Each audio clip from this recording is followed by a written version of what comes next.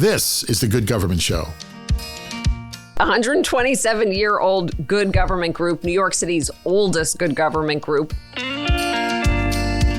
Right now, we have seen really steady declines in voter turnout in our local elections over the last several decades. I think people should be concerned about any attempt to roll back recent efforts to make it easier for people to participate in elections. We should not be putting up more barriers to prevent people from exercising their constitutional rights to participate in elections. Good government is accountable, it's ethical, but it's also effective. The most basic thing you can do is become an informed voter, go out and vote, and then make sure that your friends and neighbors are also participating as well. Citizens Union is one of the oldest good government organizations in New York City. This is an organization we wanted to talk to. More voters, more people participating. That's how we get good government. You're going to hear it from the new executive director of Citizens Union, a former reporter who's now a champion of voting rights. Welcome to the Good Government Show. I'm Dave Martin. First, help us share the message of good government by liking us and sharing us where we are on Facebook, X, YouTube, Instagram, and Blue Sky. Please share our show with your friends and review us right here where you're listening. And join our Good Government Show community. Check out our website for the link. Grace Rauh is the new executive director of Citizens Union. It was created back in 1897.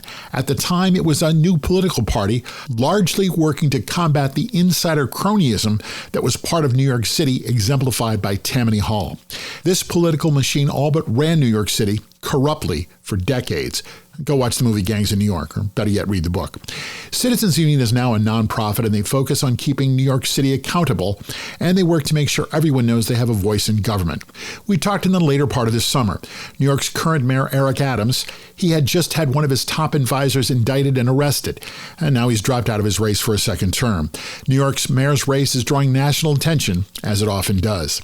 We talked about voting, elections, and yes, they're secure, and we discussed ways to improve voter turnout. We talked about open primaries, ranked choice voting, and moving the election for mayor and local elections to line up better with presidential elections. As you'll hear, Citizens Union's goal is to get more people voting, more people participating in elections overall. That sounds like good government for everyone. More people involved. One thing that stood out to me in our conversation is that 1 million New Yorkers are registering independents. Nationally, more new voters are not lining up with either party. And as Grace will explain, open primaries bring those independent voters into the voting process earlier and more often. A really interesting conversation about voting integrity, and, well, just good government. After the break, my conversation with Grace Rauh, Executive Director of Citizens Union. The Good Government Show is sponsored by Our. That's O-U-R for Our Community. Get involved. We hear that all the time from government leaders. Our co-brands with your government's name and logo. Your staff and the people you serve are connected and part of your community. From any device, your members provide reliable data and meaningful feedback. Ask a question like, do we want more parkland or better homeless services? More engaged conversations come through the Our app. Visit Ourco, that's OURCO.com, and book a demonstration. It was called the War to End All Wars, but it didn't. 3 royal cousins, all kings, one from England, one from Germany, and one from Russia, blundered their way into a war, a completely avoidable war that left millions dead in the trenches across Europe.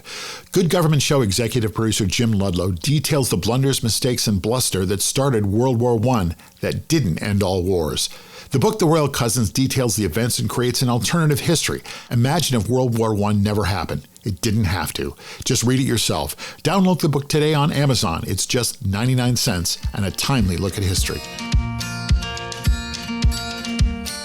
Welcome to the Good Government Show. I'm happy to have with me Grace Rauh. She is the new executive director of the Citizens Union here in New York City.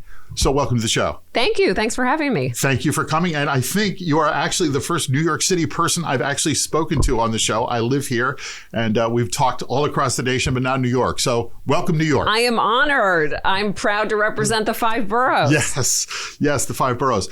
So let's just first talk about where we are. This is Citizens Union. I think I read somewhere this is 128 years old? Yes, 127-year-old good government group, New York City's oldest good government group. Oldest good government. I'm in the right place. Yes, perfect. I mean, how have we not found each other before? I'm relatively new here, but... All right, well, you're here now, and we'll chat more and again. Exactly. So Citizens Union was really founded to counteract the rise of Tammany Hall and corrupt machine politics in New York. So this was at a time in the late 1800s where the political machine really ran the city. Right. Elections, in many cases, the outcomes were preordained, and city jobs were given out as political favors. The idea of a civil service sector where people were hired based on their skills and talents, and that is what made up the public sector workforce, really didn't exist, or at least that was not happening. And we should point out that we're about 5 blocks from what's called the Tweed Courthouse, built by Boss Tweed, who ran New York City politics and I think pocketed several $1 million personally when he built this courthouse. Yes, which is now the headquarters of the New York City Department of Education, and Tweed Courthouse sits just adjacent to City Hall. So we're in Lower Manhattan. We are a stone's throw away from where all the action is happening. Yes. And so... and if I'm not mistaken, can I hear the subway rumbling underneath our building here? You may. Okay. So, really, this was a time when corrupt insider machine politics ruled the day, and Citizens Union was created initially as a political party to actually run candidates for office, but then to be a voice for reform and to organize New Yorkers who wanted to see better government, more ethical and accountable government, and also more effective government that was addressing their needs. So that's the history in a nutshell, so to speak. You can go way, way deeper. Yes, we could. But I normally would. But that's sort of the foundational base. And here we are more than a century later, still really doing this work. And arguably, we always say it's never been more important than it is right now. But that is truly, frankly, how it feels. I joined the organization in June as its new executive director against a backdrop nationally of really unprecedented threats to democracy and democratic institutions across this country. And then locally, we're also in uncharted waters where we've had a mayor of New York City, Mayor Eric Adams, who was the first sitting mayor in New York history to be indicted on corruption charges. And as we are sitting here having this conversation, just a few days ago, there was another round of indictments for not of the mayor, but of several folks in his close orbit, including one of his longtime chief advisors and very dear friend on corruption charges. So one of the things that I know Citizens Union is paying attention to closely and working on is, let's just call it, for an umbrella term, voter reform. My first question, and I think everyone's first question is, we hear so much about, the system is rigged and the ballots are rigged and the elections are all tainted. Are elections safe? Yes. So elections are safe. Elections in New York City. You mean there's no voter fraud? Well, I would say if you're asking me at a high level, are elections safe? Can we have faith in the system? In New York, the short answer is yes. We have some absurd outlier cases. There was a very strange city council primary contest that got some press attention and some attention from us and others, where there were some votes that were counted that appear to have been made by people who are no longer living. And the results of the election was certified by the New York City Board of Elections. But there's always outlier cases. Yes. So I don't want to dwell, I want one or two nationally, locally, there's always something, but by and large. These are very much sort of exceptional outlier cases. We have been strong advocates and calling for dramatic reforms and overhaul of the New York City Board of Elections, which is essentially run by the two political parties, the two main political parties, the Democrats and the Republicans. And so the parties and the party apparatus has had outsized influence over the elections process, which is partly why it has been, in many cases, like an insider's game, right? Where to meet all of the requirements to get on the ballot requires not only excellent legal counsel, but someone who understands how to read all of the election very laws, detailed fine print of the election law. And so there are many cases where people who are not political insiders have attempted to run for office and have been, sort of unceremoniously kicked off the ballot because they didn't have the proper number of signatures in exactly the right way, and they didn't check every single box. So the system certainly needs and demands a lot of reform. But at a high level, I just want to say, like, our elections are safe in New York, and people should have confidence in them. And if they're safe in a huge city like New York with, 5 boroughs and people all spread across the entire region, I'm pretty sure we can get it straight in other places. Absolutely. So some of the things, I've done a little bit of research, and some of the things that you're talking about advocating for, I want to talk about a little bit in detail. Ranked choice voting, moving the local elections to not off-year elections, but in line with presidential elections, and also open primaries.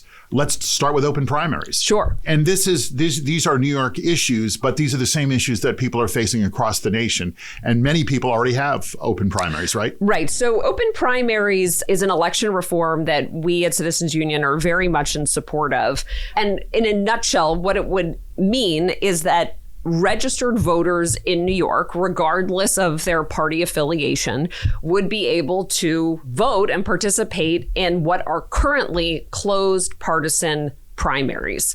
Right now, we have more than 1 million registered voters in New York City who have chosen to not be members of a political party. They don't want to join the Democratic Party. They don't want to be Republicans. And they do not have a voice in these really critical early primary elections, which historically in New York has effectively been where the big decision is made about who the next mayor is, because we have so many more registered Democrats than Republicans in New York. What we're going through right now, we're having this conversation in the backdrop of a hotly contested mayor's race during a general election, which is a bit of an outlier scenario for us. But the last several mayoral elections have basically been decided in the Democratic primary. Right. And the winner of the Democratic primary has sort of coasted to victory in November. As I understand it, I don't know if this is true locally, but nationally, aren't independent voters the largest selection of new voters? That's what more people opt for. In New York City,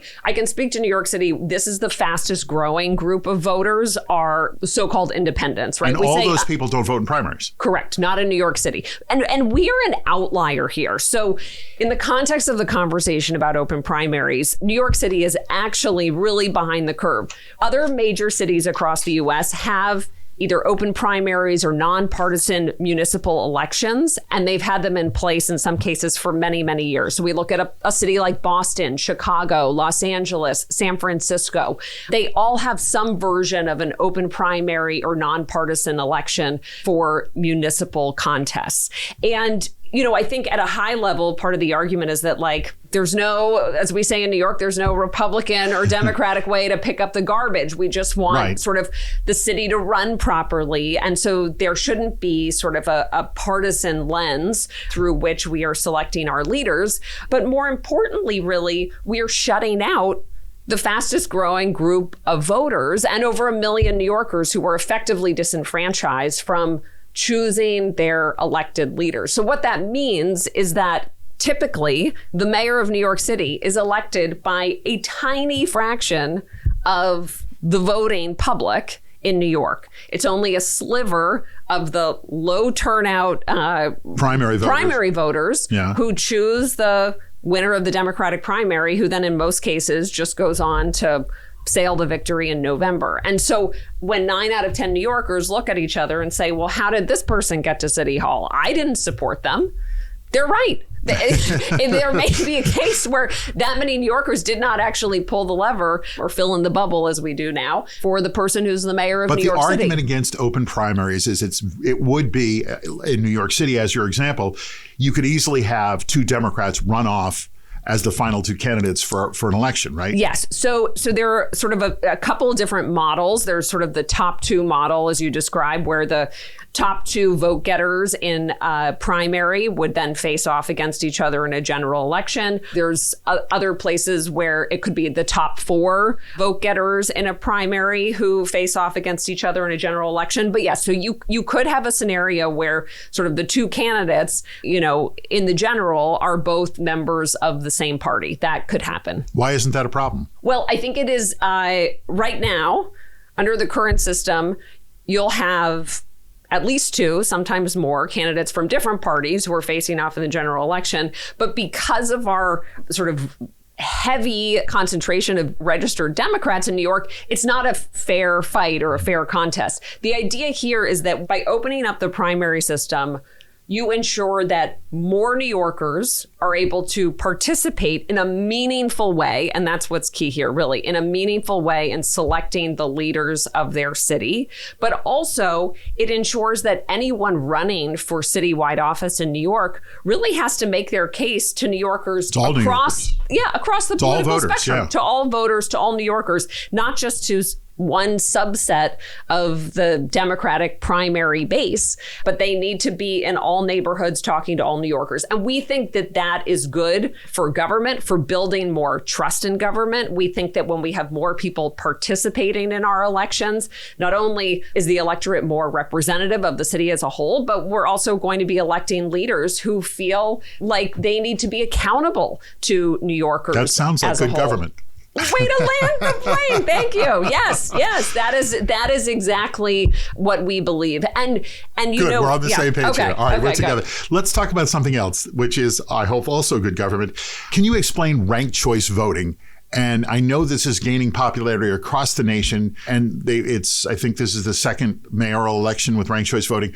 What is it, and why is this a good thing? So ranked choice voting is a relatively new election reform put in place in New York City. And what it does is it allows voters to not just pick a single candidate, but basically list candidates in order of preference on their ballot. And they can choose up to 5 candidates to list. Why is this important? What does this mean? It means that if your top candidate doesn't have enough votes to actually win the primary outright, and let's say they get cast aside, right? They have no shot at winning. Yes. Your vote still counts. You still have a voice. The election counters, the people who are tallying the votes then go to your second choice candidate. And if that person is still in the running, they're going to get your vote. And it means that at the end of the day, when all of the ballots are tallied, the final outcome is reflective of what the most number of voters in that election want. Does that make sense? Yes. But can't you, in that system, though, isn't it possible that everybody gets the candidate that they're like, eh? Well, so in theory, that could be. It yes. could, but it's the candidate that the largest sort of proportion of the voting public can live with and or is excited about, okay. which is a better outcome. I like that. It's the voter they can live with. It's So, and if I'm not opposed to that guy. If it is someone that you can't live with, that you strongly oppose, they should not be on your ballot. So if it is someone where you think this person has no business being in City Hall, I would never want them to be the mayor of New York, you should not put them as your 5th place choice. You should just leave them off your ballot entirely. Can you vote for, let's say there's, sake of argument, 5 candidates running and 2 of them you don't want at all. Can you just vote for 3? Yes, okay. yes. So you can just vote for 3. What we have seen in New York in this mayoral election is a much more sophisticated sort of strategic use of ranked choice voting, both by voters and by the campaign. So we saw this in the Democratic primary for mayor, where previously you had sort of a scorched earth campaign mindset, right? If yes. you are running for office, let's say you have 4 opponents, your job is basically to destroy these opponents.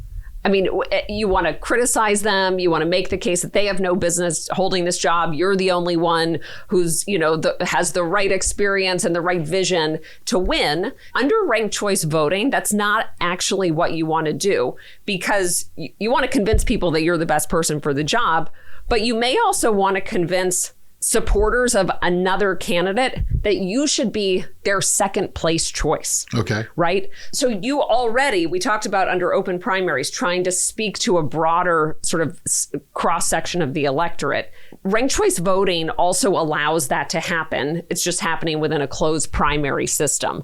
So what we saw that was pretty incredible during the Democratic primary in New York City is candidates who were running against each other were actually cross-endorsing one another. So Zoran Mamdani, who won the Democratic primary in New York City, cross-endorsed Brad Lander, our city controller. The two of them said, okay, put this other guy as your number two. And they each said that to their supporters. But they didn't stop there. The two of them did campaign appearances together. They went out and talked to New Yorkers together. Which is largely how the winner won, is because they supported each other and the others fell aside. And now we have this election that we have now. Yes, exactly. Right. But that type of campaigning was, I'm a former political journalist. I 17 years worked as a reporter, most of that time covering New York politics. The idea of two candidates running for the same position, effectively sort of campaigning arm in arm in the final weeks of an election, something like that would have been unimaginable not that long ago. So it has also changed the nature of campaigning. Does it get us better candidates? Does it get us better elections? So I think it gets us better elections in that the results, the outcome of these elections is more reflective of what the voting public wants, right? Their preferences are better reflected in the outcome of these elections. Whether it gets us better candidates, I think, is a separate question, truly. Well, let's move on from that question then. So the other thing that I know that Citizens Union is working on is the off-year elections. They're called off-year elections. The presidential elections are every 4 years. And then every 2 years, there's other races, governor's races, Congress every 2 years, some Senate races. You're talking about, in New York City anyway, moving the mayoral elections to the same year as the presidential elections. Obviously, just better turnout. Are there other benefits? Well, so turnout is the main benefit. So right now we have seen really steady declines in voter turnout in our local elections over the last several decades, where we often have turnout under 25% of eligible voters are coming out to vote in these municipal elections. So under 25% of the voters in New York City potentially are going to be voting for the New York City mayor this year. Yes. We had... That's a little scary. Oh, yeah. I mean, this could be... You should see her face. This could be better than usual because we have the race feels unsettled to a certain extent, right? Not in the way that we have an incumbent mayor who, has been tarnished by both, corruption charges and scandal and indictments and all of that, but who is running for re-election. We have the former governor of New York, Andrew Cuomo, who lost also in the Democratic primary, who is running on his own independent ballot line. We have a Republican, Curtis Lewa, who is running as a Republican. We have Zoran Mamdani, who is running as the Democratic nominee. A lot going on in New York City election. A lot going on. And then Jim Walden, who is running as an independent. So we really have a full and active general election campaign. So that could lead to an increase in voter turnout in November. But we are not expecting it. Traditionally, very low, often under 25%, even in the Democratic primary this year, which got more attention and there was a ton of interest in it. We did see an increase in voter turnout, but it was only just about 30% of eligible Democratic voters came out in that primary. Does that make you crazy? Yes, it does. I mean, 30% of New Yorkers that vote, for an election is stunning. I think there is... Because more than 30% complain. Oh, well, that's for sure. 120% complain. But I think it speaks to some of the challenges that we are trying to address with this reform to move our local elections to presidential years. Is it hard to do? Hard to move? Is it hard to do to make that move? Yes. So the first step is that New York City voters in November, in addition to turning out to vote for the next mayor of New York City, they are also a number of ballot initiatives that they're asked to weigh in on. And one of them has to do with this election reform. So they will be asked do you support moving local elections to align with presidential election years? So they say yes, and then it's done? If only it were that easy. Nothing is that easy. It requires a state constitutional amendment.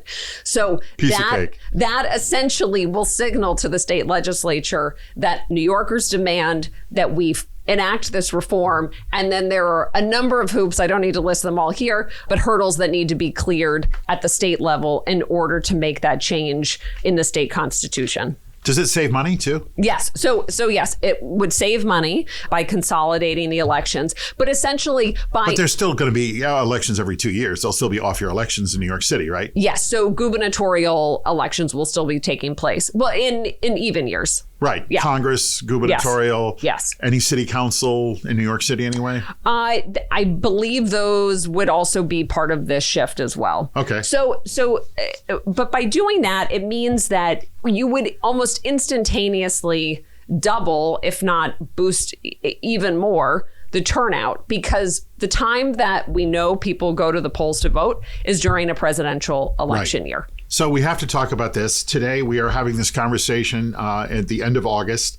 There was a headline in the paper today about the president's attempt at eliminating mail-in ballots and some voter machines. Are you concerned? And should people be concerned? I think people should be concerned about any attempt to roll back recent efforts to make it easier for people to participate in elections. So something like mail-in ballots has enabled all sorts of people to vote either absentee or because for any number of reasons they can't go to the polls in person. We should not be putting up more barriers to prevent people from exercising their constitutional rights to participate in elections. So that is certainly a major concern. In our view, things like mail-in ballots, that should really be a baseline, and we should be looking to further innovate from there, not roll back basic election reforms that have enabled more people to participate in the system. And one of the things that we all need to keep in mind is we really actually don't have a national election for president. We have 50 state elections. And really the state governments determine when, where, how the elections take place. Some states have mail-in ballots. Some states use one kind of voting machine. Some states use another kind of voting machine. But it's up to individual states. It's not a federal election nationally, correct? Correct. Yes. Yeah. And we saw when there were attempts by President Trump and his allies to intervene in certain state elections and the outcomes of them, that became very clear to many people across the country when they realized, oh, this is done on a hyper-local level. And that's where these checks and balances are really in place. And that's why it is so important that we have strong and independent entities and government leaders who are overseeing our elections and ensuring that they are safe. In conclusion, tell people, are elections well handled? Are they well maintained? Are they well run? And are they fair? I can speak to New York, which is, again, at a high level. Yes. Yes. Our elections are safe. They could be run better. I mean, everything could be run better. So I don't want to say that. But they are safe. People are able to turn out. They are able to vote. They are able to participate in New York. That's really critical and important. And a shout out to the poll workers who come out and essentially put on our elections and turn, many public schools across New York City into polling places. I'm a poll worker as well. Are you? There you go. That the work is hugely important. You have to be there at 5:00. It's no joke. No. But it also, we don't want to say everything's great, so there's nothing to do. I mean, it requires organizations like Citizens Union and many of our partners across the city who are very proactive in terms of ensuring that our elections are executed in a way that is accessible and that the results, are shared publicly, quickly, and that all goes well. So this is not to say that we don't have challenges. We do, which is why we're here and we're keeping our eye on the ball. But thanks for that. People in New York certainly should have faith in the results that come out on election night. All right. Well, that was the easy part. Are you ready for the hard part? Okay. All right. That's coming up. Once you wrap up this episode of the Good Government Show, give a listen to our friends over at Good News for Lefties. This daily podcast highlights news stories that show there's more good news out there. Other people in government are really trying to do the right thing. That's Good News for Lefties. Listen where you're listening now. After you get done with this episode, hear more good government stories with our friends at How to Really Run a City. Former mayors Kasim Reed of Atlanta and Michael Nutter of Philadelphia and their co-host, journalist and author Larry Platt, talk with guests and other mayors about how to really get stuff done in cities around the nation. Check them out where you're listening now or through their nonprofit news site, thephiladelphiacitizen.org/podcasts. All right, so now we have it's our Good Government Show questionnaire. We ask this of people we speak with. Mostly they're elected leaders, so I will temper this a little bit for you. But the first question is the same for everyone. What is good government? Define it. Good government is accountable, it's ethical, but it's also effective. We could have the most sort of, and trust me, in New York, we're a long way away from having this, but let's say we have the most kind of accountable, ethical leadership at City Hall. If that team is not delivering for the people in terms of addressing their needs and delivering services that are necessary for New York City to function and for people to thrive, then we have a problem. So to me, it is both accountable government and effective. If people are frustrated with government, if they don't like what they see, what should they do?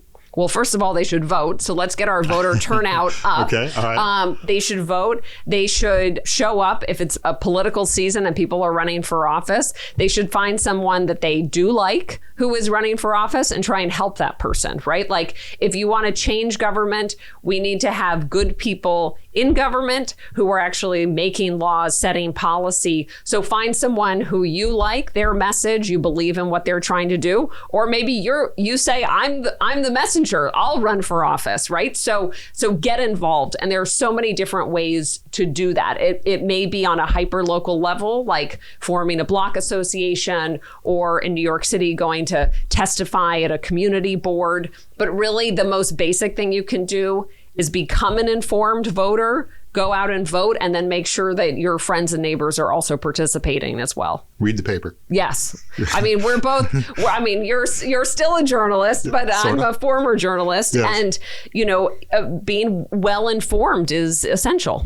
Let's talk about that. You were a journalist and now you switched over. I would say that you're more of a public advocate now. What made you make the change and what inspired you to do this? So after 17 years, I left journalism, but I never left really what I felt like was my calling as a reporter, and still feels so central to the work that I do now at Citizens Union, which is advocating for New Yorkers. I'm just doing it in a somewhat different way. As a reporter who covered City Hall, I felt like I was constantly I wanted to inform the public about the decisions that were being made and who was making them and why they were making them, and wanted people to understand how the decisions being made in city government would affect their lives. So in many respects, I'm doing somewhat similar work at Citizens Union. I'm just wearing a slightly different hat, and I have a slightly different role to play. But ultimately, I want to make sure that our government is accountable, transparent, and delivering for New Yorkers. Can you ever see yourself running for office, or is that the last thing in your mind? I'm sure you've thought about it. It's like I believe in the power of having good people in leadership positions in government. And the way to do that is to participate. And there are many different ways to participate. So I can't quite imagine running for office, to be honest, okay. Mostly because the process to run for office, hats off to people who do it. Yes. It's really, really hard and grueling work. But when you cover it for so long, you see all these people, and you get to know them. You have a different perspective. You have a different perspective. And some people, it's funny. Like some people are just hardwired for politics and campaigns. Yes. I don't know that I'm one of those people that's hardwired for it. Otherwise, I think I probably would have gone into it a long time ago. So you see government. You've seen government up close, both as a reporter running around City Hall and meeting elected officials at every level. I mean, you cover New York City. You meet presidents. You meet senators. You meet governors. What would you like people to know about government that they don't know? So I think people should understand that government is filled with individuals, at least in New York, but this is true nationally as well, who really care about their community and helping other people. We have seen such vilification of government workers, the idea that people are only going into public sector jobs because they could never get a job in the private sector. I mean, that, in my experience, is just simply false. The people that I know who work in city government could easily go out and make more money in the private sector, but they feel a real calling to public service, to giving back, to making a positive impact on their community. Like the deputy director of sanitation and the bike lane director for absolutely for Department of Transportation, people who work at city planning, who are trying to allow for more affordable housing to be built across New York. People who are trying to make it easier for families to afford childcare in New York City. I mean, city government is filled with people who are dreaming about a brighter future for New Yorkers. And that is what has called them, in many cases, into government. Is that true of every single employee? No, of course not. But this idea that, I've just been so disheartened by the attacks on public sector workers and this idea that government, I think that's a dangerous road to go down. I think it's a bad road to go down. And so I think people should understand that government can, when it sets its mind to it, not government, but leaders in government can do big things to help people live better lives. But that's also why it's so important that we get the ethics and accountability piece right. Because when we have, as we do right now in City Hall, a mayor who has just been so stained by corruption charges and allegations for him personally and members of his inner circle, it just completely understandably breeds distrust in government. And if you are someone who wants to give back to their community, who has real skills to offer, you may not even consider going to work for an administration that has this kind of baggage, right? Mm-hmm. And that's bad for New York. I misspoke earlier. You're actually the second New Yorker I've had on. The first New Yorker was former Mayor Bill de Blasio. And we had a conversation about him being the mayor. And I asked him this question. I'm going to ask you. Best pizza in New York. Oh, okay. Well, I just went recently. I'll give a shout out to Luigi's, which is in South Park Slope on 5th Avenue. I think the cross is 21st. Maybe it's between 20th and 21st. That's a 10-minute bike ride for me. Okay. Oh, it's so good. Oh, have you not been there? I guess not. Oh, it's amazing. And there are always like... I go to Giuliano's under the Brooklyn Bridge. It used to be Patsy's and then Gribaldi's. Amazing. Yeah, that's yes. I know that spot. Lucali and Carroll Gardens. Yeah. I mean, if you can get in. I mean, Lucali is like, I've eaten there. It's fabulous, but impossible to get in. Right. But yeah, so I would say for like a classic old school slice, Luigi's is amazing. And you know that it's amazing because there are always like almost many times that I've been there, there's sort of a fire truck that's double parked and all the firefighters are in there getting slices. It's like old school Brooklyn. It's fantastic. Well, Bill de Blasio's choice was DeFara. Oh, yes. Well, I mean, DeFara is a classic as well. Any other favorite New York spots? On the pizza front? Anything. Oh my gosh, so many. I mean, if we're talking food. I got to ask, because you're between your house and my house is Dinosaur Barbecue. Are you a regular? So I enjoy... I live in Carroll Gardens, Brooklyn. You live in Park Slope, Brooklyn, right? I enjoy Dinosaur Barbecue, but if we're going to talk barbecue, then I have to go with Hometown. Oh, in Red Hook. Red Hook, which is just off the charts. It is. The brisket is fantastic. Is off the charts, phenomenal. Yes. So I will give them, and I'm from, my mother and her family is all from South Carolina. So I have like deep barbecue credentials when I give hometown a shout out. I will also say it's not in our wonderful borough, but this summer I had an amazing night eating my way through the Queens Night Market in Flushing. Oh, okay. All right. Which is phenomenal. And this, it's been around for a decade, but basically this sort of, as I understand it, retired, semi-burnt out lawyer started this night market of all these different food vendors primarily from Queens, but from really all over the world. Which goes back to some of the Asian night markets that they have the same idea, right? And the food is absolutely incredible. So that was also a fantastic. All right, we have to get off this because we'll be here forever. You're the new Executive Director of Citizens Union. What's your number one priority looking forward? Our number one priority, in addition to moving our elections to align with presidential ones, is really restoring ethics and integrity to City Hall. I mean, I think we are still processing really what it has meant for New York to have a mayor who was indicted on corruption charges and to have so many members of his inner circle who have also faced charges of their own. Jimmy Walker never got charged with anything?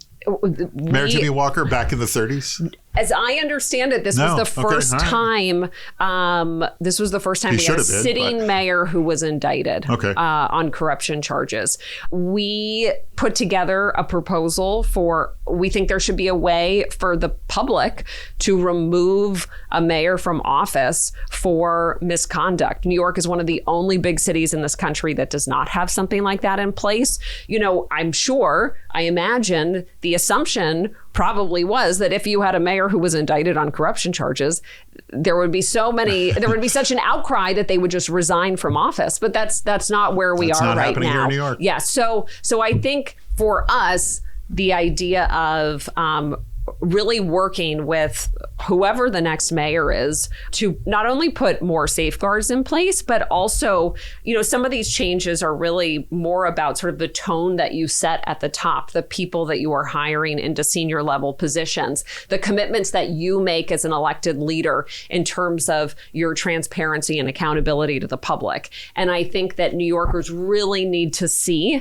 assuming we have a new mayor on January 1st, that there is going to be a new era of reform and accountability and ethics at City Hall. This is the Good Government Show. We always bring it back to good government. Can you give me an example of a good government project you're excited about and that you're working on? In terms of good government projects that we're working on and excited about, it's these election reforms, because at its most... Are you confident they're going to go through? I'm confident that the even year switch, I'm confident that the change that we want to make to move local elections to presidential years will go through. This is a reform that is widely supported by elected officials across New York City. It has been hugely popular in polling. When it's been on the ballot in other parts of the country, it has passed by really significant margins. So I'm confident that New Yorkers will affirm that they do want this change when it's on the ballot, but it's also important that we educate them about why this is needed and why fundamentally having more people turn out to vote and having a more representative electorate is part of strengthening democracy. That's really important. In some ways, it's funny. You know, in New York City, you think this is this huge progressive place and everything happens here. But in some ways, it's fallen behind initiatives that have happened in other cities. And is New York catching up? Well, we're trying to. I mean, we certainly are trying to. So is that a fair representative? That we're trying to catch up? Yeah. I mean, I think for reform organizations like ours, we're certainly trying to catch up.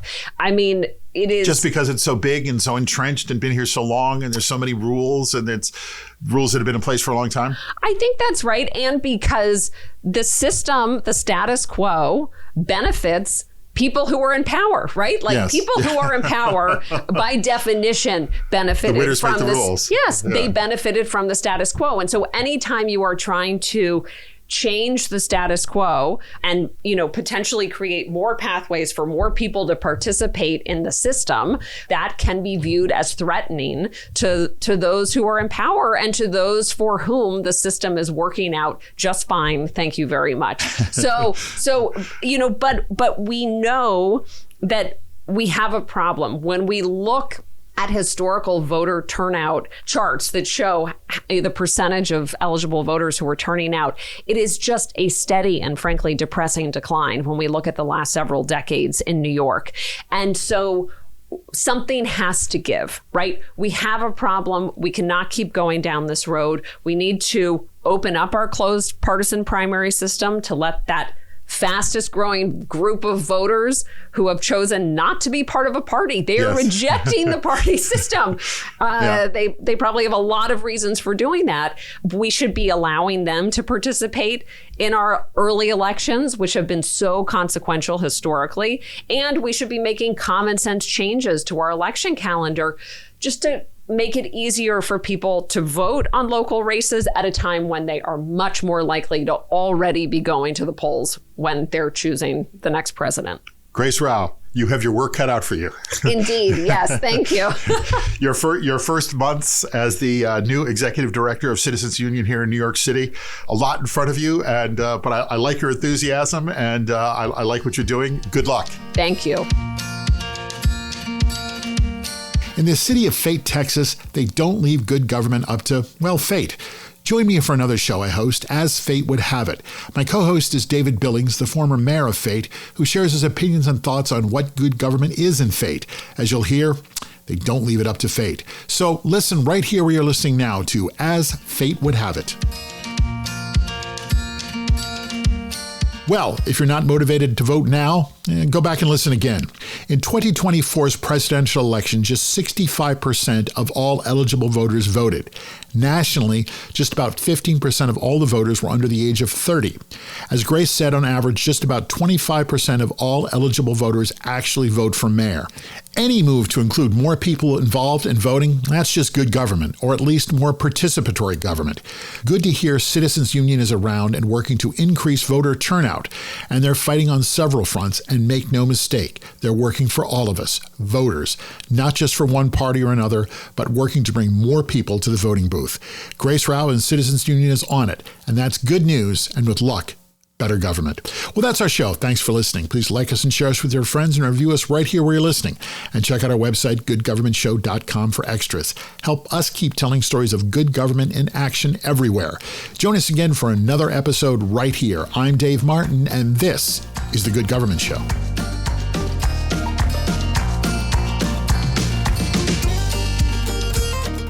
The Good Government Show is a Valley Park production.